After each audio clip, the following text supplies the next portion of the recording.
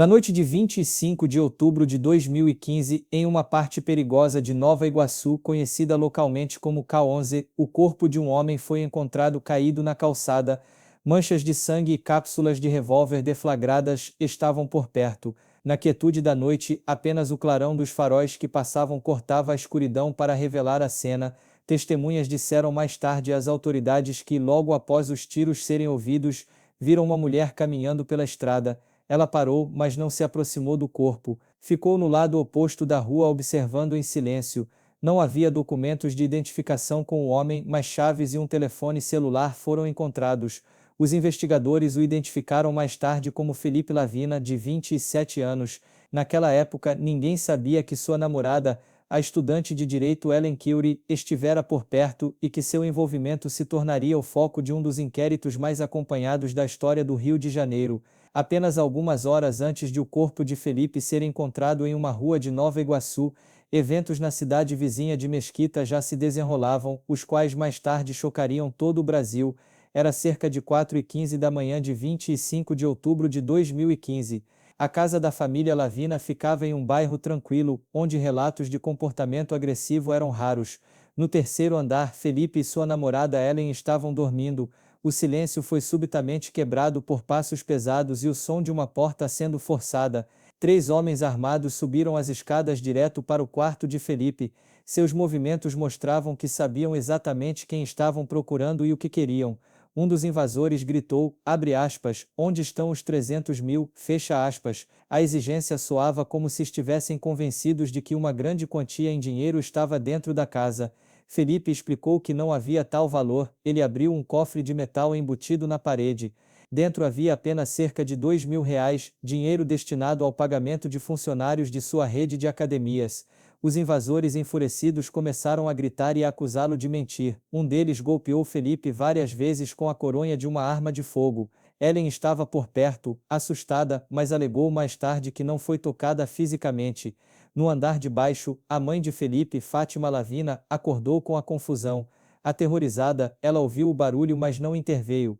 Ela entendeu que qualquer ação poderia custar a vida de seu filho. Um dos assaltantes ficou no primeiro andar para controlar os pais, enquanto os outros 2 vigiavam Felipe e Ellen. Após vários minutos, os invasores tomaram uma decisão: levariam o que pudessem, dinheiro, celulares e pertences pessoais. Eles forçaram Felipe e Ellen a sair de casa e entrar em um Fiat Punto Prata que pertencia ao irmão de Felipe. O carro seguiu em direção a Nova Iguaçu. No caminho, Felipe foi espancado. A investigação documentou mais tarde marcas em seu corpo consistentes com golpes de arma de fogo. Mas na área do K11, conhecida por seu alto índice de atividade criminosa, o veículo parou. Tudo terminou rápido.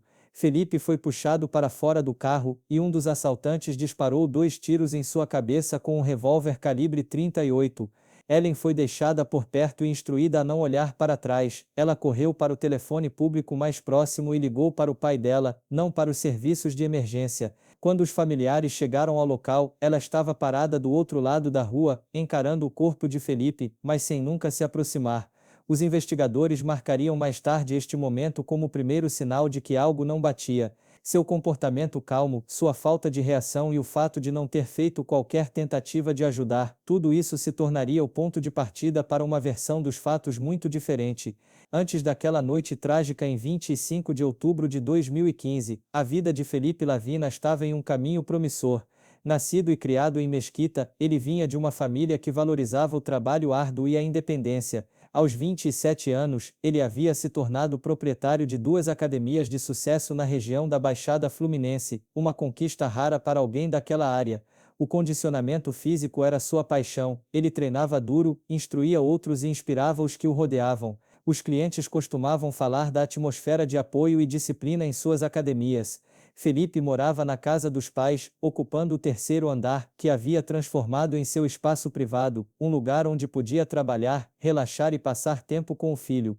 O menino tinha 9 anos na época. Felipe o adorava, cuidava muito bem dele, e muitas vezes o levava para sessões de treinamento.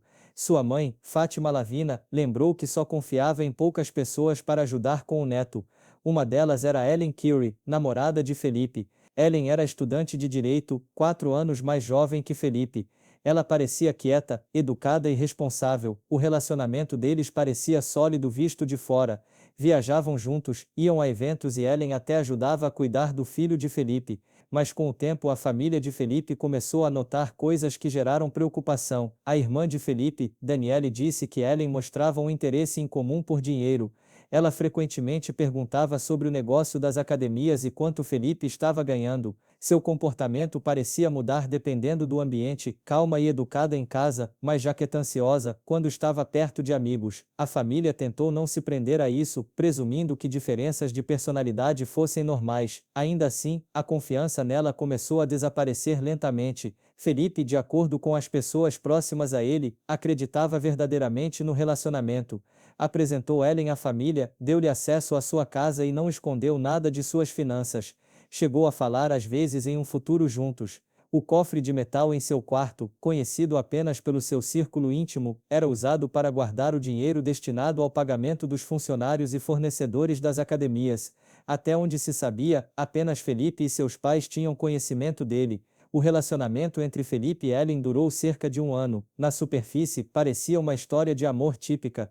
Mas como os investigadores descobririam mais tarde, sinais pequenos mas preocupantes começaram a surgir durante esse tempo. Apenas algumas semanas antes do crime, o pai de Felipe notou que as chaves da casa haviam sumido. Elas nunca foram encontradas. Por volta da mesma época, Ellen começou a insistir que o cachorro fosse preso no quintal, dizendo que estava com medo. Para a família, esses pedidos pareciam inofensivos, até que esses dois detalhes se alinharam mais tarde com um evento muito mais sinistro.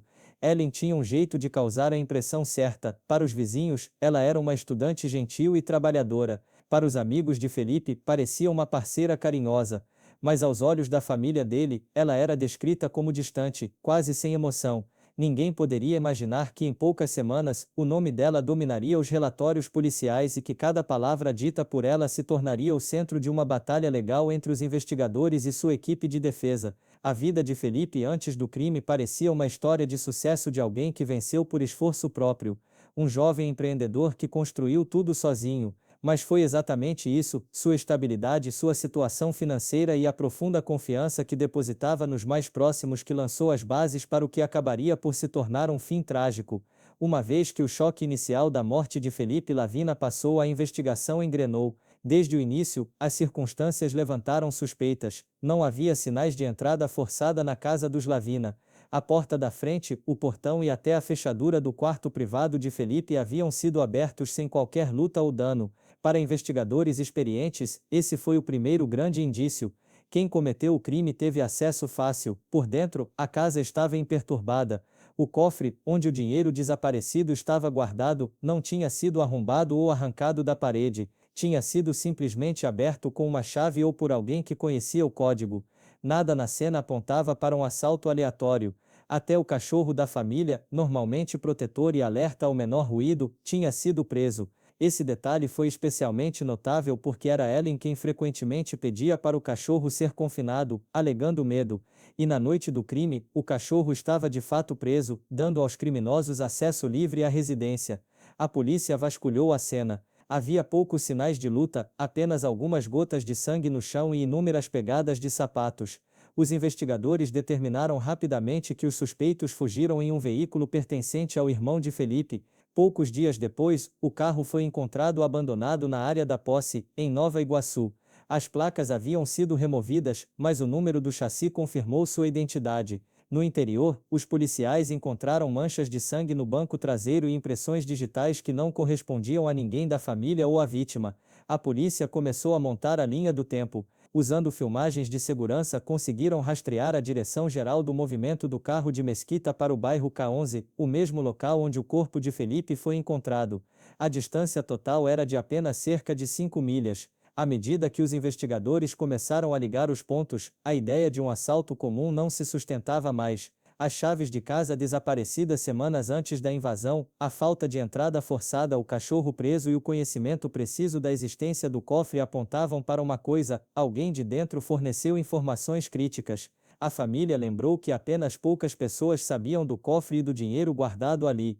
Uma delas era Ellen Curry. Não havia suspeitos oficiais naquele momento, mas o foco da investigação começou a mudar de intrusos desconhecidos para as pessoas mais próximas de Felipe. Após o corpo de Felipe Lavina ser encontrado, a primeira pessoa a ser interrogada foi Ellen.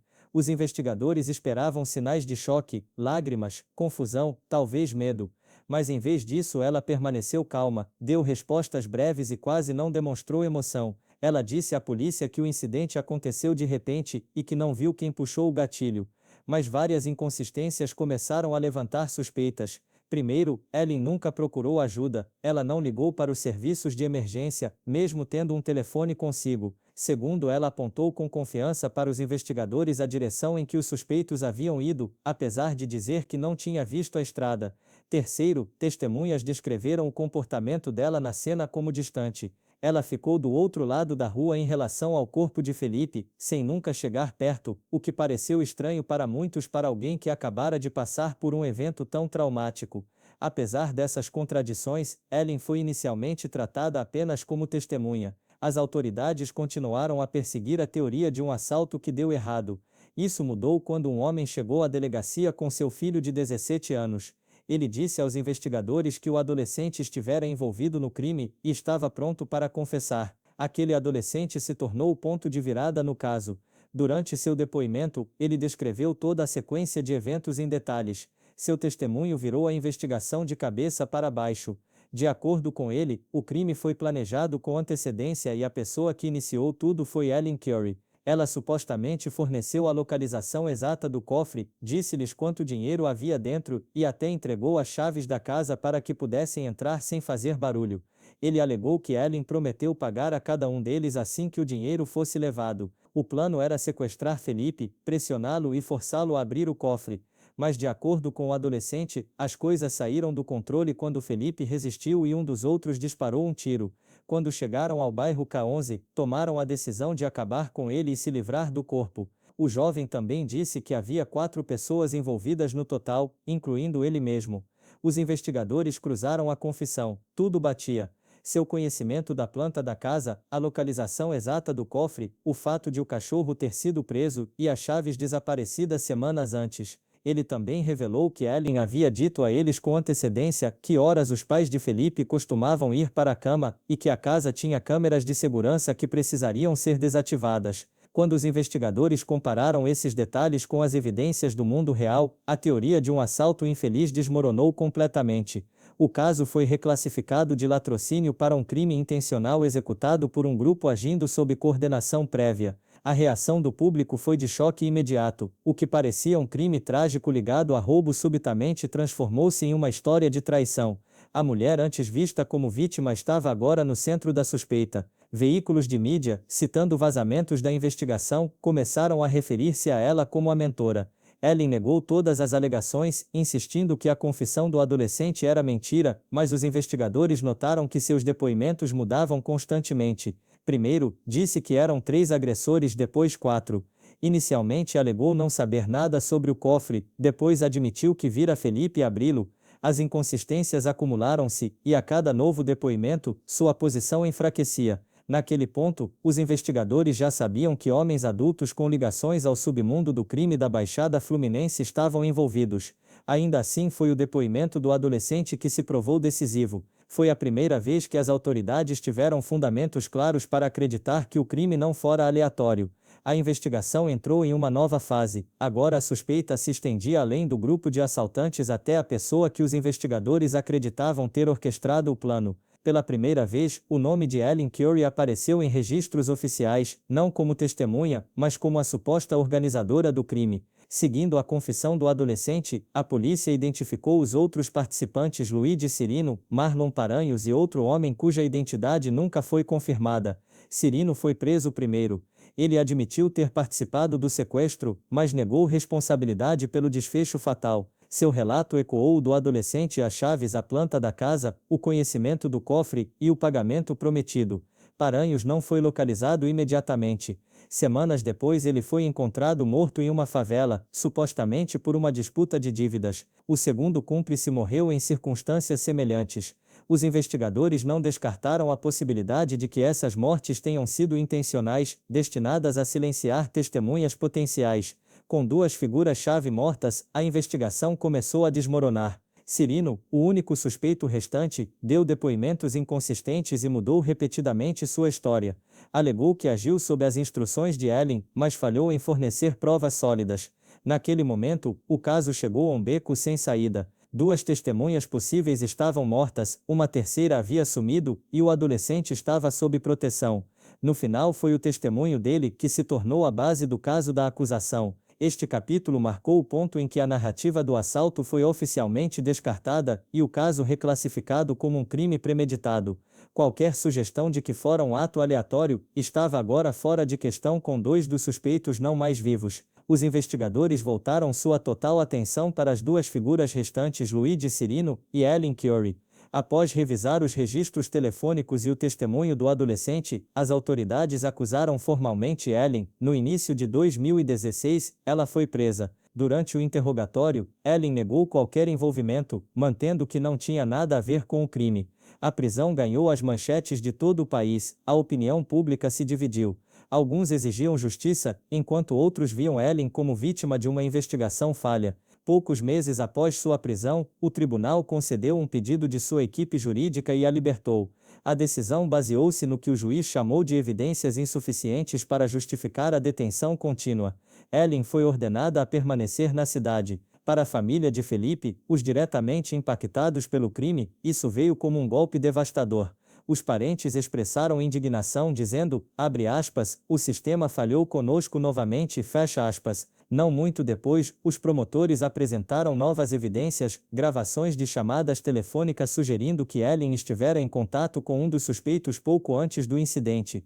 O tribunal decidiu que isso violava os termos de sua libertação e emitiu um segundo mandado de prisão. Durante sua segunda prisão, Ellen apareceu calma e reservada, algo capturado pelas câmeras de notícias. As imagens rapidamente se tornaram virais. Alguns viram sua compostura como confiança em sua inocência, enquanto outros interpretaram como falta de remorso.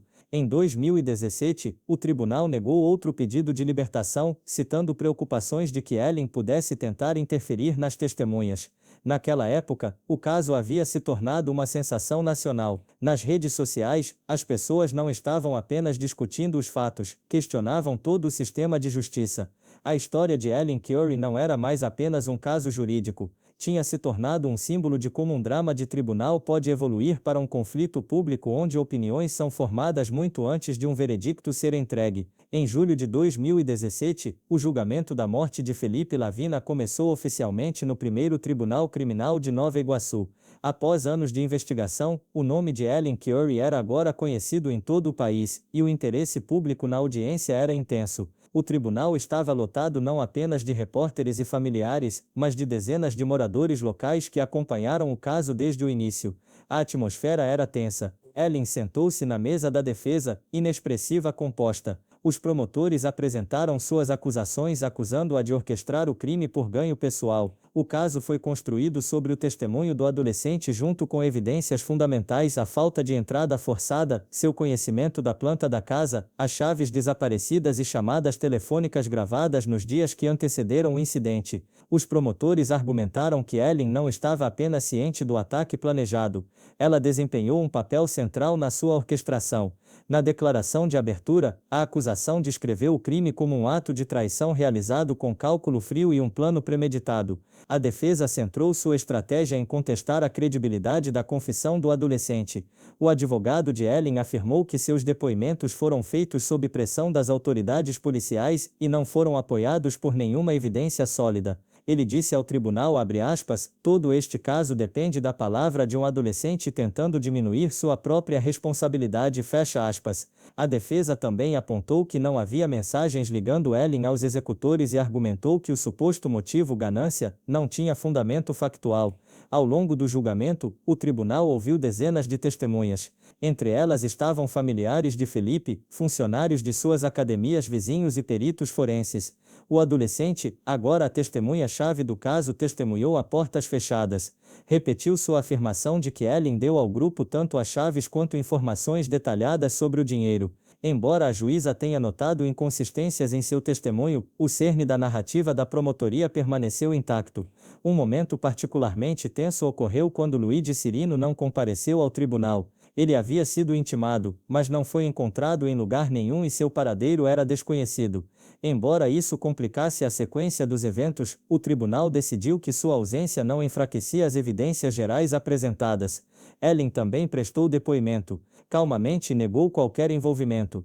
Declarou repetidamente que amava Felipe e que foi pega em uma situação além de seu controle.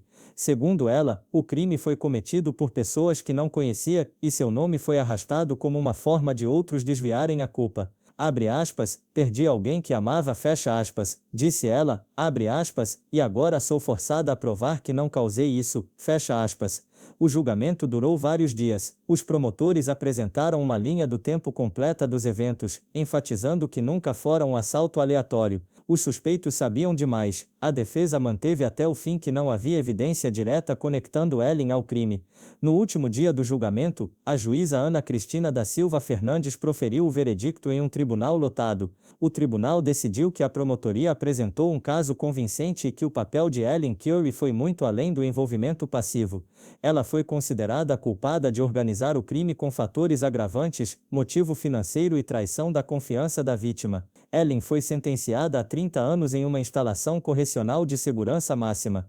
Enquanto o veredicto era lido, ela permaneceu imóvel sem emoção. A reação da família Lavina foi completamente diferente. A mãe e a irmã de Felipe caíram em prantos e se abraçaram enquanto o pai disse aos repórteres abre aspas, a justiça foi finalmente feita fecha aspas. A juíza enfatizou que Ellen, com formação em direito, entendia perfeitamente as consequências de suas ações e usou conscientemente a confiança de Felipe para seu próprio benefício. O tribunal classificou o crime como um ato meticulosamente planejado e o comportamento de Ellen após o incidente como não mostrando sinais de remorso. Seu advogado imediatamente entrou com um recurso, alegando violações do devido processo e argumentando que o testemunho do adolescente fora coagido. No entanto, em 2018, o Tribunal de Justiça do Rio de Janeiro manteve a condenação decidindo que os argumentos da defesa careciam de mérito. De acordo com documentos do tribunal, Ellen foi ordenada a cumprir sua pena em Bangu, uma prisão feminina. Desde então, não houve atualizações indicando que o caso tenha sido reaberto. Quanto aos outros envolvidos, o adolescente cuja confissão formou a espinha dorsal do caso foi submetido a uma medida socioeducativa e libertado alguns anos depois. Luigi Cirino desapareceu após interrogatórios iniciais e continua sendo um fugitivo procurado. Isso marcou o fim de um dos casos de maior repercussão na região da Baixada Fluminense. O tribunal decidiu que a morte de Felipe Lavina foi um crime cometido de dentro de seu próprio círculo de confiança, no qual a vítima não tinha motivos para suspeitar que o perigo vinha de alguém de quem gostava. Apesar da condenação formal, o caso continua a suscitar debate público. Anos depois, a incerteza ainda cerca o nome de Ellen Curry. Oficialmente, ela está cumprindo uma sentença de 30 anos em Bangu. No entanto, rumores não confirmados de sua libertação circularam na internet. Autoridades judiciais não comentaram essas alegações. Em meio ao renovado interesse online, surgiu um movimento sob o nome de abre aspas, Ellen Curry injustiçada inocente fecha aspas.